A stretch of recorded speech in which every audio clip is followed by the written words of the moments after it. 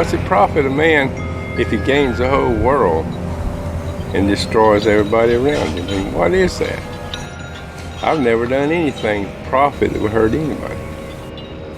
And all my family, all my life has fought in every war that's ever been to protect this country. I think no man should profit over another man's loss. I mean, that's wrong. I feel like there's nothing that any of us can really do about it. The time has gone by and people just stick their head in the sand, so to speak, and we feel weak. It's devastating. The land itself tells you what's the matter. If you go where it's been mined for 5 years or 50 years and look at it there, it's like a moonscape. The topsoil that they dig off and leave 30 or 50 feet underground is never going to be replaced in our or my grandson's lifetime. The land will never be restored ever to what it is now. The water, the hydrology of this whole countryside is affected by them. You see it everywhere you go, and that the wells adjacent to these mines or go dry. If you watch them dig, you see them tear into the underground streams that migrates the water throughout all of South Florida here. And once it's interrupted and brought into these holding ponds or whatever, it never goes back in the ground to go somewhere else. You know, I just wish people would stand up and not look at the moment, but look at the future. And the future is going to be 5, 6, 7 years from now. You're going to have a bunch of pits where they've dug out the phosphate and everything. You're going to have big mounds of dirt. You're going to have clay settling areas. You're going to have all kinds of mess, and they're going to have all the phosphate out of Hardee County, and they're going to be off to somewhere else. And the people that live here will inherit this wonderful, beautiful mess that's going to be left behind.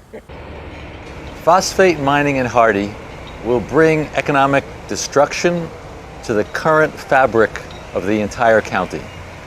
What looks like a good deal in the short run, a few thousand acres that will be strip mined, will lead to the unraveling of a very stable and complicated agrarian society that's quite unique in Florida. Phosphate is a mineral that's a key ingredient in fertilizer.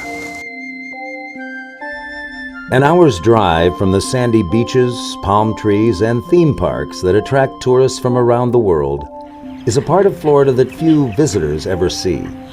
It's known to the phosphate mining industry as Bone Valley. Most of Bone Valley lies in the Peace River watershed, the main source of fresh water for 5 counties of west central Florida. It is vital for the fish, game, and people who live near the Charlotte Harbor estuary and the people of the coastal counties that draw their drinking water from the Peace River. The most accessible deposits of phosphate rock in the world are found in this subtropical paradise. This is a map of Hardee County. The blue are mined areas within the county. The green are unmined areas owned by the phosphate mines, slated to be mined. Note the proximity of the future mines to the cities, Zolfo Springs, Wauchula, and Bowling Green. Phosphate mining has already irreparably compromised 160,000 acres of land in Polk, Manatee, Hardee, and Hillsborough counties. In central Florida, over 250 square miles of some of the most extraordinary habitat in the United States has been lost. The mining industry owns this land, and some might say it is theirs to squander. Florida reclamation laws require that mined lands be reclaimed only to a beneficial use. This broad definition allows phosphate mining companies to leave a large percentage of mined out areas in clay slimes, a waste product of the mining process. The remainder of the reclaimed land is recontoured and revegetated cosmetically, but the once rich soil is never to be returned to its former productivity or permeability. So what you can see here, this is why they call it strip mining. The drag lines go back and forth in a strip. And the drag line reaches down there and he digs off the superficial aquifer about 20, 30 feet. Then he gets into that gray stuff there. You see he's dumping it into a pit. And normally there's water jets spraying where his bucket is. And it turns it into a big muddy mess where that white truck is. And there's a pipe there. You see those pipes going off? This gray stuff is the matrix that they're mining. So they dig up that gray stuff, put it into a little muddy pool over there, and then pump it over to a plant where they separate out the phosphate. You can see that nice brown topsoil. He's digging that off, and then he's piling it into those rows there. And then when he gets down to that gray layer, you can see that kind of gray, blue, green-gray color. That's the matrix. That's about 1/3 clay, 1/3 sand, and 1/3 phosphate rock. And he's going to dig down through that gray matrix until he hits kind of a cream-colored layer, and then he'll stop.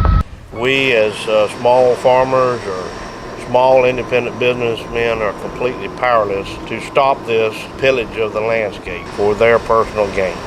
We don't even have the ability to count on our county commissioners to help us. Each and every one of them gives the appearance of being completely in the corner of the phosphate companies. And I don't know how they all became so convinced that it was absolutely mandatory that they be allowed to do anything that they want to do in Hardy County. This map shows clearly the advance of phosphate mining from Polk County into Hardy County, the next victim of strip mining in Florida. That is the past, and there's nothing we can do about it now. It is too expensive a proposition for them to make it whole again. Almost 600 square miles have already been mined to make fertilizer that is shipped around the world to customers and fertilizer operations in China, South America, and India.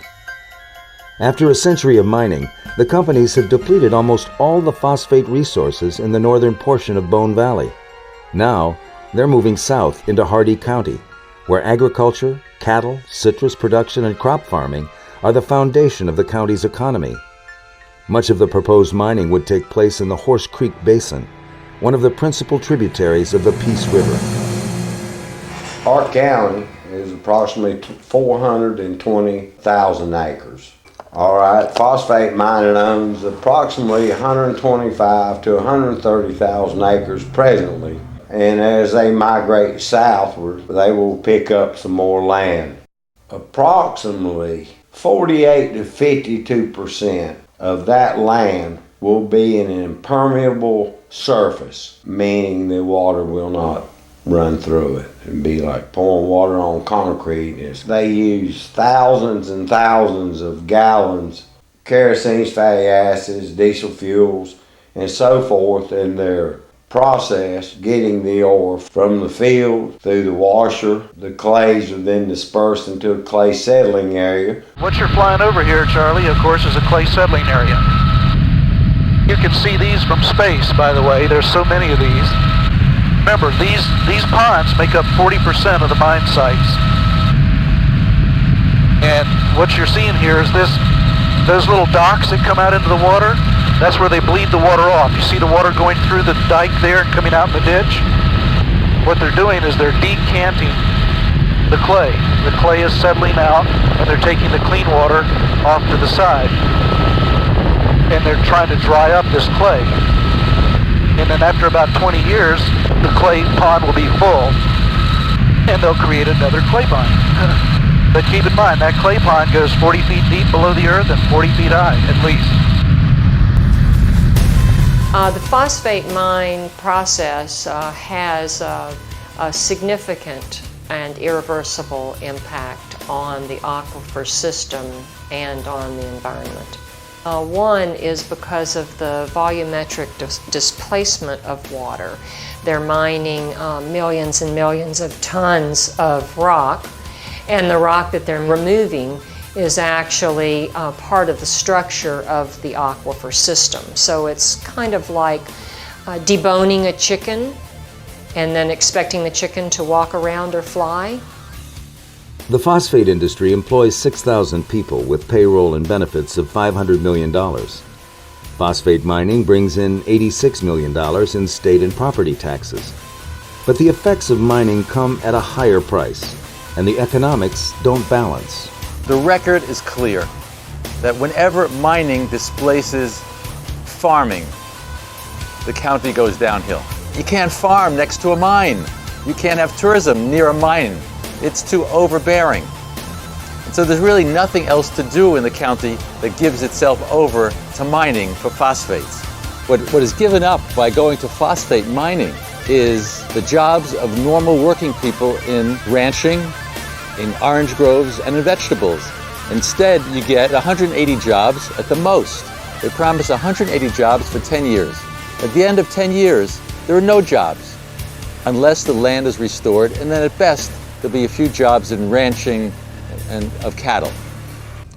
The phosphate companies provide some really good paying jobs for a couple of hundred people, and the land provided a living for thousands.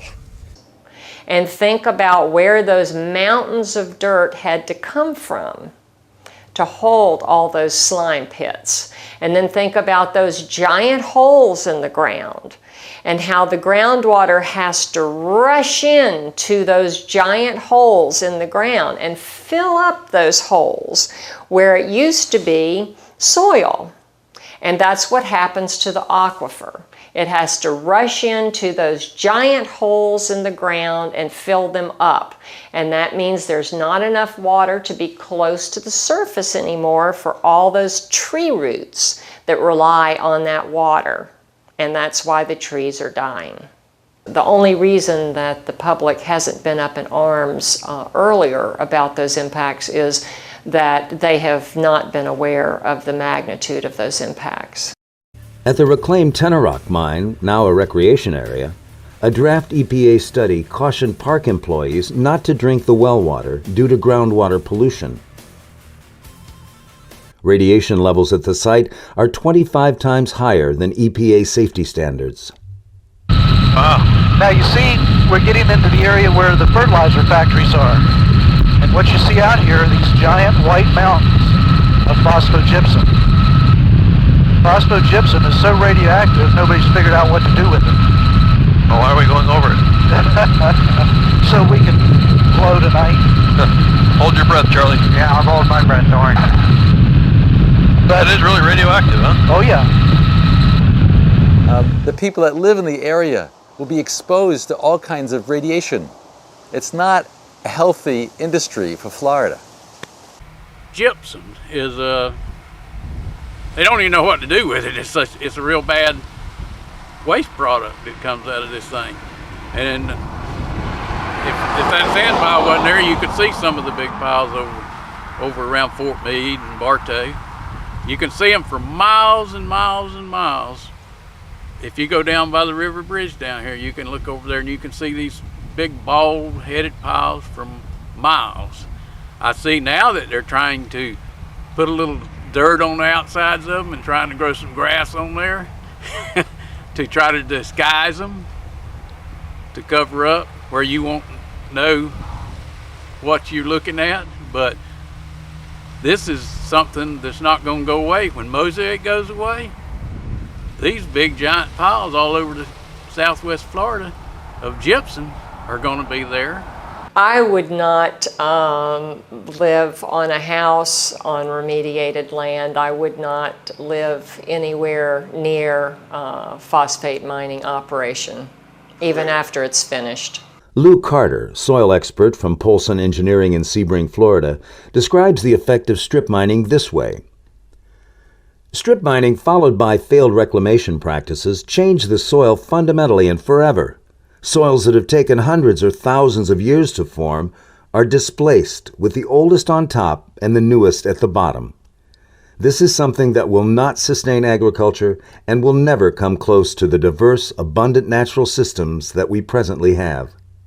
In Hardee County, up to 60 feet of soil and landscape must be dug away to reach the clay and sand matrix that contains the phosphate, leaving behind miles of desolate land and our children's future. This is what we get left with when the mining industry leaves. We get left with 40% of the land as clay settling areas that nobody's figured out what to do with yet. And we get left with thousands and thousands of acres of very toxic phosphogypsum stacks. Most of the stuff gets exported. That's why I tell people they get the gold, we get the shaft. The good that they do is limited mostly to themselves. For them, it's just a cash-producing enterprise. They don't care about my feelings or my concerns or my children's or my grandchildren. All they care about is the amount of cash that they can produce for their company at this time. It's for us here that are not involved or own a phosphate company, it's a catastrophe. As in Bone Valley, phosphate mining in Hardee County will leave a trail of waste and environmental destruction stretching far into the future. Kevin Irwin is a certified senior ecologist from Fort Myers. He reviewed land reclamation plans for the proposed mine and concluded, "It was my responsibility to review IMC's reclamation plan and budget for the proposed 20,000-acre Ona mine in Hardee County. In virtually every area, IMC has grossly underestimated the costs of successful reclamation. Their failure to plan and budget properly will be reflected in the failure of their restoration of the natural system." Hi, I'm Kent Lilly.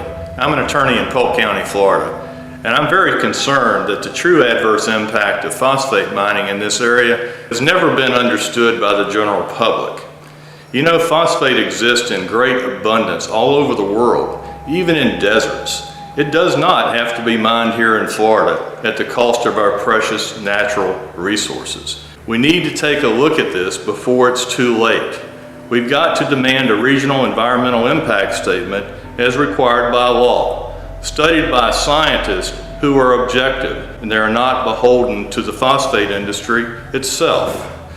I urge each of you to join us, make a contribution so that we can make sure that the government regulators are held accountable to the law of the land.